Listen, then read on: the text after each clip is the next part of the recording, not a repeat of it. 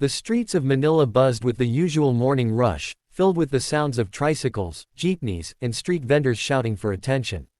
Among all the noise, a small, pure voice rose above everything else. It was Elias, a 13-year-old boy standing barefoot near a fruit cart his mother ran every day. His tiny hands held an old microphone connected to a second-hand speaker.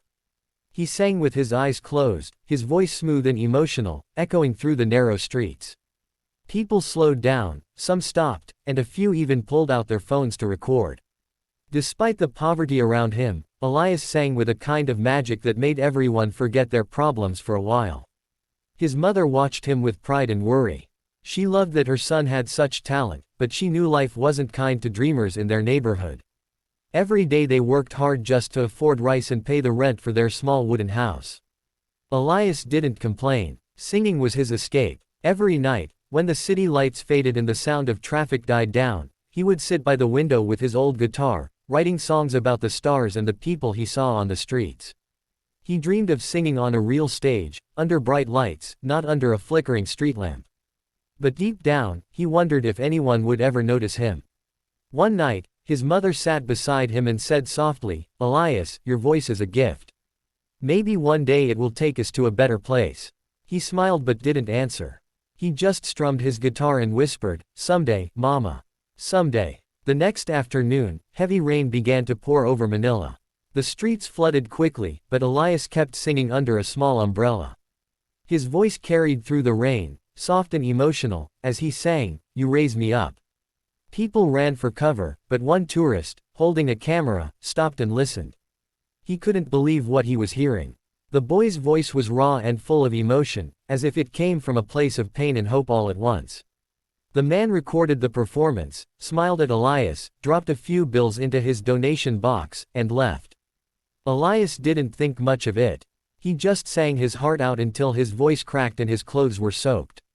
He didn't know that his life was about to change forever.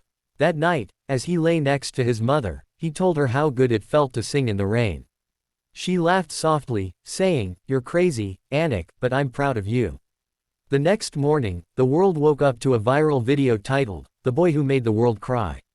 The video spread like wildfire across YouTube, Facebook, and TikTok. Millions of people were captivated by the image of a small boy singing in the rain with so much soul. The comments poured in from all over the world, people calling him, the angel from Manila, the voice of hope, and the child who sang from the heart. Elias didn't even know what viral meant until his mother showed him their old phone. Their inbox was full of messages, and news reporters were asking to interview him. People from other countries offered help, donations, and even invitations to perform. His mother couldn't believe it. She cried as she hugged him, whispering, "Maybe God heard our prayers." But amid the excitement, there was also fear. Many fake agents started calling, pretending to offer contracts. She didn't want her son to be used or hurt. Still, when a real producer from America's Got Talent reached out with an official email, something inside her said this was different. She looked at Elias and said, "Maybe this is the door that's been waiting to open." Elias felt his heart pound. He wasn't sure what would happen next, but for the first time, he believed that his song had truly reached the world. That rainy afternoon in Manila had changed everything. The boy who once sang just to survive had now become the voice that made millions cry. And for the first time in his life, Elias realized that dreams, no matter how impossible they seem, can start from the smallest street corner. All it takes is one song sung from the heart. The air at Ninoy Aquino International Airport was filled with noise and excitement, but for Elias, it all felt like a dream. He had never been on an airplane before, never even left Manila. As he stood in line with his mother, clutching his small backpack and a worn-out passport, he felt both nervous and thrilled. Their entire community had come together to make this trip possible. Street vendors, neighbors, and strangers had donated what they could, some even selling old belongings to help buy the tickets. When they said goodbye, everyone hugged Elias and told him to make the Philippines proud. His mother wiped her tears and whispered, "Remember, Anik, sing with your heart, not for the prize." The long flight to Los Angeles felt like stepping into another world. When they arrived, the tall buildings, bright lights, and cold air made Elias's heart race. He could hardly believe that this was where his dream was about to unfold. On the day of his audition, he stood backstage at America's Got Talent, his hands trembling. Around him were performers with fancy costumes and expensive equipment. Elias only had his voice and a simple outfit his mother had ironed carefully that morning. When his name was called, he took a deep breath and stepped onto the massive stage. The lights blinded him, and the audience's silence made his knees shake. Simon Cowell looked at him curiously and asked, "What are you going to sing for us today?" Elias took a deep breath and said, "I wrote a song for my mother, about how she never gave up on me." The crowd went quiet. The music began, slow and gentle, and his voice filled the entire theater. The lyrics told the story of a little boy who sang on the streets and a mother who believed in him even when the world didn't. Every note carried the pain and love of his journey. The audience leaned in, some with tears in their eyes. When he hit the final note, the room erupted in applause. Simon stood up, shaking his head in disbelief, while Sofia Vergara wiped her tears. Heidi Klum smiled proudly, and Howie Mandel gave him a standing ovation. Elias stood frozen, tears rolling down his cheeks as the crowd chanted his name. He had done it, he had made it to the world stage, and he had sung his truth. Then, as the clapping continued, Simon leaned forward and said, "Elias, I've been on this show for years, and very few performances have ever touched me like this." The audience went silent again, waiting. Then, with a small smile, Simon pressed the golden buzzer. In an instant, gold confetti exploded from above, raining down over the stage. Elias covered his face, crying uncontrollably as the music swelled. His mother ran out from backstage, hugging him tightly as the crowd roared with joy. It was a moment that would replay millions of times across the world in the days to come. Cameras flashed, and the judges all stood clapping, while Simon walked up to them and said softly, "That was pure heart." That night, the internet broke once again. The clip of Elias's golden buzzer moment became the most watched video of the season. Headlines read, "13-year-old Filipino boy brings Simon Cowell to tears." People from every corner of the world sent him messages of love and encouragement. His social media exploded with millions of followers overnight. But for Elias, the best moment came later, when he sat quietly with his mother in their small hotel room, eating noodles and watching the replay on TV. She smiled through her tears and whispered, "You did it, Anik. You made them feel what I've always known, your heart." Elias smiled and held her hand tightly. He didn't feel like a celebrity, not even close. He was still just a boy who sang because it made him feel alive.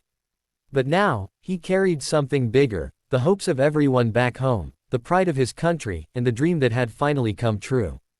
That night, as he drifted to sleep, he remembered the rain-soaked streets of Manila, the sound of his mother's laughter, and the promise he made to himself, to always sing with love. The golden confetti might have fallen in Los Angeles, but in his heart, it still felt like home. Fame came fast, and it came heavy. Within weeks, Elias was everywhere, on talk shows, news interviews, and magazine covers. The boy who once sang barefoot in the streets of Manila was now performing under the world's brightest lights. But behind the smiles and spotlights, there was pressure. Endless rehearsals, interviews, and social media comments filled his days. Some people praised him as the next big star, while others accused him of being a pity act. He was only 13, and though his heart was strong, the criticism hurt. During rehearsals, he began to struggle, forgetting lyrics and losing confidence. His mother noticed the tired look in his eyes. One night, she found him sitting alone, staring out the window. "Mama," he whispered, "what if they stop loving me?" She knelt beside him and said softly, "They will always love you, Anik, because your voice comes from truth, not fame." Her words gave him comfort, but the weight of expectations still lingered. During one particularly stressful day, Elias froze during a sound check. The pressure finally broke him. He stepped off stage, tears streaming down his face, his hands shaking uncontrollably. Simon Cowell, who had been watching from the judges' table, quietly followed him backstage. "Hey," Simon said gently, placing a hand on his shoulder. "You don't have to be perfect, Elias. You just have to be you. That's what made the world listen." Elias nodded, wiping his tears, trying to breathe. That simple moment reminded him why he started singing in the first place, not for fame, but for love, for hope, for his mother, and for every kid who had ever been told they weren't enough. That night, when the show aired, he performed again. The lights dimmed, and he stood alone with nothing but a microphone. No big effects, no fancy background, just his voice. He sang, "Imagine," by John Lennon, his voice trembling but full of emotion.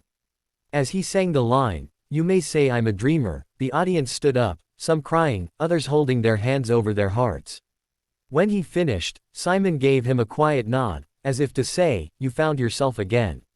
It wasn't a perfect performance, but it was real. And that's what everyone loved most about Elias, his honesty. The night of the finale arrived with a mix of excitement and nerves.